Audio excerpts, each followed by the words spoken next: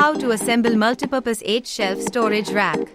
Take one rectangular panel and connect it with the feed connectors. Attach two square panels vertically to the base as marked. To create shelves or partitions, clip the buckle locks onto the square panels. Make sure buckles are placed on both sides evenly for proper support. Place the rectangular panel on top of the buckles. This will act as the shelf. Install the rectangular panel to the back and add connectors to the panels as marked.